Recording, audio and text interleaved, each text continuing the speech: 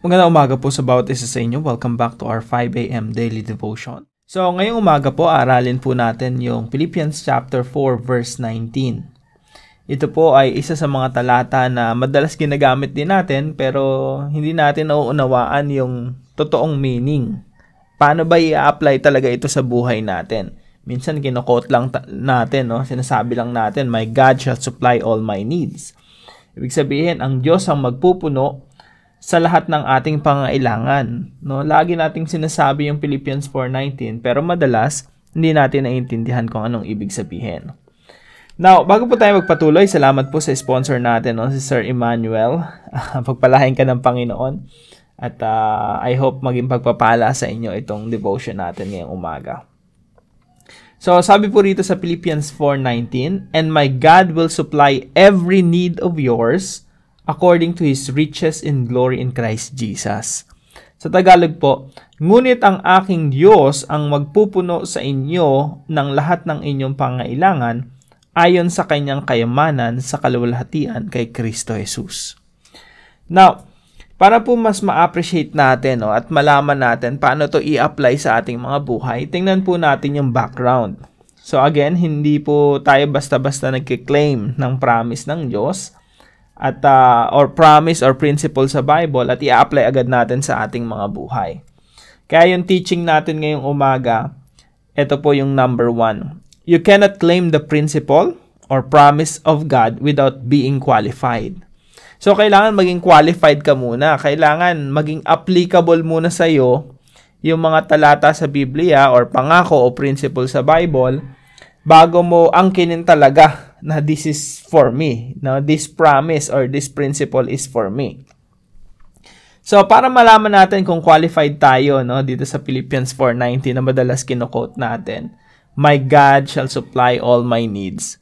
Or sabi dito, "And my God will supply every need of yours." Tingnan natin yung background. So, ito pong Philippians 4:19, karugtong po ito ng devotion natin kahapon, yung Philippians chapter 4 verse 13. Tapos dito po sa verse 14, sabi rito, "Gayunman, napakabuti ng inyong ginagawang pakikibahagi sa aking mga paghihirap." So sabi ni Apostol Pablo, natutunan kong maging makontento, masiyahan. Kung ako may busog, kung ako ay nagugutom, ako may naghihirap, ako may hindi naghihirap, ako man ay merong abundance, meron akong kasaganaan, naghihikaos ako, natutunan kong makontento. Pero sabi niya, napakabuti ng inyong ginawang pakikibahagi sa aking mga paghihirap. So sabi ni Paul sa mga taga-Philippians, pero pag ako yung nagdurusa, naghihirap, nakikibahagi kayo. So here's the background. Bago sabihin ni Apostol Pablo yung verse 19 na ang Diyos ang magpupuno sa inyo ng lahat ng inyong pangailangan, merong qualification muna. Ang kausap niya dito mga taga-Philippians. At yung mga Philippian believers, yung mga mananampalataya sa Pilipos, sila po ay generous people. Napaka mapagbigay ng mga tao. So sila po ay nakikibahagi sa paghihirap ni Apostol Pablo. Si Apostol Pablo po naglilingkod sa Panginoon, yung mga taga-Pilipos sumusuporta sa kanya. At kadalasan po suportang pinansyal. Sabi dito, "Kayong mga taga-Pilipos, alam din naman ninyo na nasa pasimula pa ng pangangaral ng Ebanghelyo. Nang umalis ako sa Macedonia, walang ibang iglesyang nakipag-isa sa akin." So, yung Philippians na church, nakipag-isa pala kay Paul sa akin patungkol sa pagkakaloob at sa pagtanggap, kundi kayo lamang. Ito ay sapagkat maging noong ako ay nasa Thessalonica, ay nagpadala kayong minsan. Anong pinadala nila? Suporta, no? Tulong. Nagpadala kayong minsan at muli para sa aking pangangailangan. So, si Apostol Pablo kasi, marunong siya magtrabaho. Hindi siya umaasa sa iba. At nung nasa Corinto siya, hindi siya umasa sa iba. Talagang naging tent maker siya, no? Self-supporting minister. Naglilingkod ka na sa Panginoon, naghahanap ka pa ng pagkakakitaan para supportahan yung ministry. Kasi ayaw niyang humingi ng tulong sa mga taga-Corinto. Kasi nga, pinagme-ministeryohan niya yung mga taga-Corinto, ang sumusuporta sa kanya, mga taga-Pilipos. Sila yung nakipag-isa. So, ito mga taga-Pilipos, kung saan magpunta si Apostol Pablo, halimbawa dito sa Thessalonica, nagpapadala sila ng tulong, missionary nila si Apostol Pablo.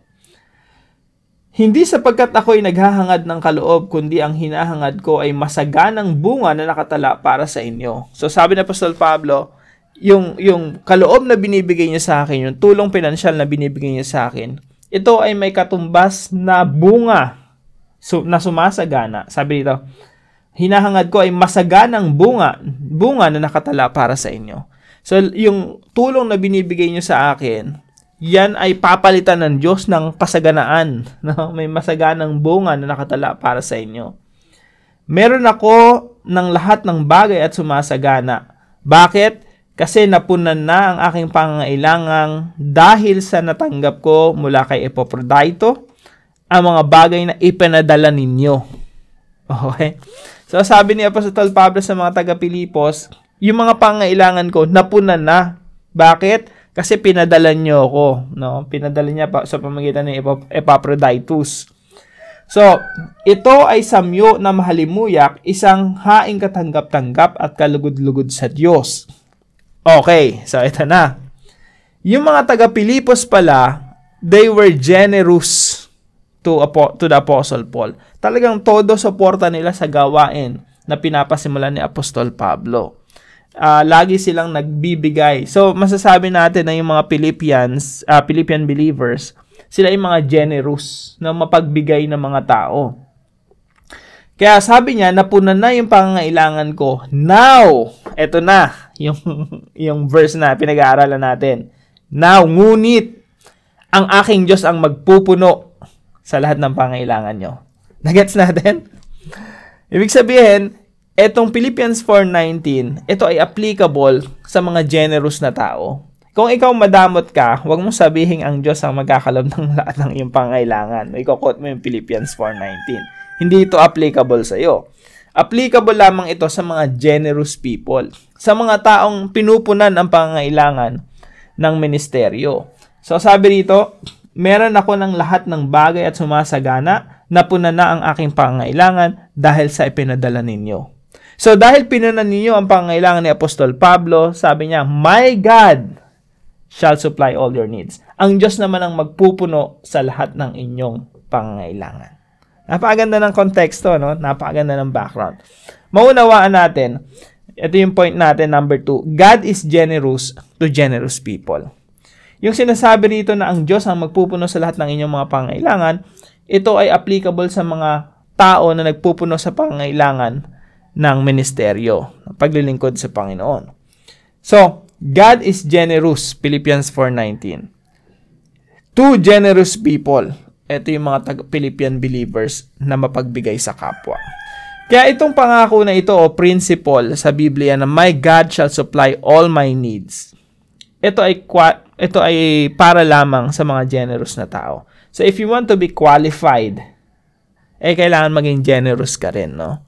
Before you claim this promise, kailangan generous ka rin. So, number 3, God's wealth is infinite. Kaya sabi rito, ayon sa kanyang kayamanan. So, magbibigay ang Diyos sa iyo ayon sa kanyang kayamanan. At yung kayamanan ng Diyos, ano yan? Infinite yan. Hindi unlimited. Yung kayamanan ng Diyos, hindi mo mauubos. But, He will provide according to your needs. So, kahit na ang Diyos ang may-ari ng buong nilikha, no, lahat ng merong dito sa mundo, ang ipagkakaloob niya lang sa iyo yung iyong pangangailangan. So, sabi dito, ngunit ang aking Diyos ang magpupuno sa inyo ng lahat ng inyong pangangailangan. So, wag mong expect na ibibigay sa iyo ng Diyos yung buong mundo. Kasi pag binigay ng Diyos yung buong mundo sa iyo, baka hindi mo ma-handle, dumating yung panahon, talikuran mo na si Lord. Kasi ang dami mong blessings na lugmo ka na sa pagiging makamundo. May ganyan po tayong tendency mga tao. Kaya ako, I believe God can give you more than what you ask for, no? Pero ang bibigay lang ng Panginoon, yun sa tingin niya kaya mong i-handle na hindi ka mawawalay sa Diyos, no? Hindi makakasama sa iyo yung blessing. Kaya napakahalaga na maging good steward tayo, Kasi yung stewardship, yan yung basihan ng Diyos. kung i-bless ka pa niya ng mas marami pa. Kasi na-handle mo. Nagiging tapat ka pa rin sa Diyos. Yung blessing, hindi mo ginagawang curse, no? Hindi ka kasi minsan kapag binigyan ka ng Diyos ng trabaho, yung trabaho naging dahilan para talikuran mo na siya, no? Binigyan ka ng Diyos ng blessing, pagpapalang pinansyal, pero yung pagpapala na yun, minsan, naging curse sa atin. Tinatalikuran na natin yung Diyos kasi na-bless na tayo, no? So, kaya in principle, no, in general, as a general principle, ang Diyos nagbibigay ng mga bagay. Bagamat siya'y napakayaman, nagbibigay siya ng mga bagay according to our needs, ayon sa ating pangailangan. Now, ano po yung application sa mga katotohanan na inaaral natin na to? So, number 1, be qualified before claiming God's promises. Lagyan natin dito. As a general principle, no? Bago mo i-claim na, and my God shall supply all your needs, and my God shall supply all my needs, be qualified muna, no? Bago mo sabihin, pupunuin ng Diyos lahat ng pangailangan ko, hindi ako dapat mag-alala. Teka muna, baka naman hindi ka qualified dito. So, be qualified before claiming God's promises. Number 2, compete with God by outgiving Him. Ito, madalas kong sinasabi to eh. Try mong makipag-compete sa Panginoon. Tingnan natin kung manalo ka. Kasi yung Diyos, hindi magpapatalo. Subukan mong maging generous, magiging generous yung sayo. Mas magiging higit na generous yung Diyos sayo. Because you cannot outgive God. Hindi mo kailanman matatalo ang Diyos sa usapan generosity. Sige, subukan mo lang, no? Challenge lang sa bawat isa sa atin.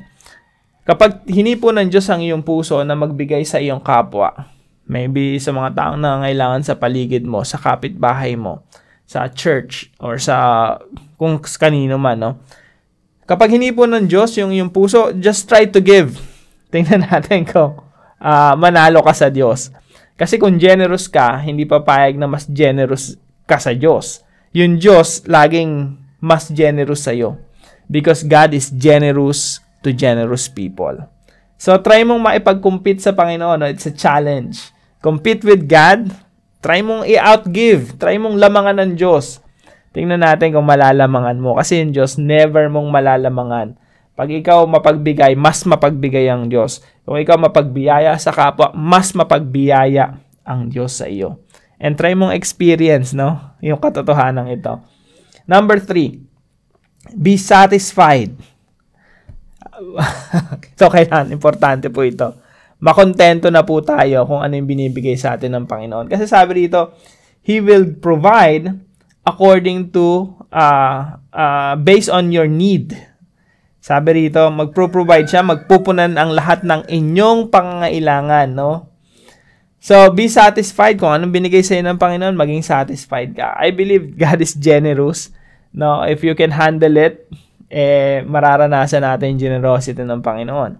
So, be satisfied for God's provision is enough. Ang provision ng Panginoon laging sapat. So, matututo po tayong makontento at maging good steward din tayo, no, ng mga binibigay sa atin ng Panginoon. So, wag na po tayong maghangad pa kasi yung madalas sa hinahangad natin, hindi na kumbaga sobra na sa tingin ng Diyos na dapat nating matanggap. So, kung may mga pinagpe-pray ka na wala ka pa ngayon, that means hindi mo pa yun kailangan. Kaya hindi pa binibigay ng Panginoon sa iyo. Kasi the moment na kailanganin mo siya, sa harapan ng Diyos, nakita ng Diyos, kailangan na nito yung pinagpe-pray niya. God will provide. God will give it to you. Nagpe-pray ka ng promotion sa Lord, nagpe-pray ka ng bahay, ng lupa, sinasabi mo, Lord, kailangan ng family ko to. At the right time, sa harapan ng Diyos, pag sinabi ng Diyos na kailangan na nito yung bahay, kailangan na nito ng lumalaki na yung pamilya ng tao na ito, no? Kailangan na nito ng sasakyan para mas lalo makapaglingkod sa Diyos. God will give all your needs, no? Pero sa ngayon, kung wala ka pa, be satisfied, no? So, be qualified before claiming God's promises. Compete with God by outgiving Him. Be satisfied for God's provision is enough. No? Para po sa ating discussion, are you a generous person? On a scale of 1 to 10, 10 being the highest, are you a generous person? Would you like to compete with God? Gusto mo bang makipag-compete sa Panginoon in terms of generosity. So magandang discussion yun. Pag-usapan po natin sa mga discussion group natin. Willing ka bang magbigay sa Panginoon? Willing ka bang pag hinipo ka ng Diyos, yung puso mo, willing ka bang sumunod, no, in terms of giving? So magandang discussion yan. At para sa ating panalangin, Lord, teach me to be generous. Tulungan niyo po ako na maging katulad ng mga taga-Philippi na generous sa gawain ng Panginoon. At hayaan niyo pong ma-experience ko yung inyong provision, yung kayo ang magpuno sa lahat ng aking pangailangan, no? Panalangin natin right after this, teach me to be generous and let me experience your unfailing provision. So, para po sa comment section natin, what have you learned from our devotion today? Kung may natutunan po kayo, let us know in the comment section below. At wag po natin kalimutan na i-share yung devotion natin sa ating mga kapamilya at kaibigan. So, see you po tomorrow. God bless you po.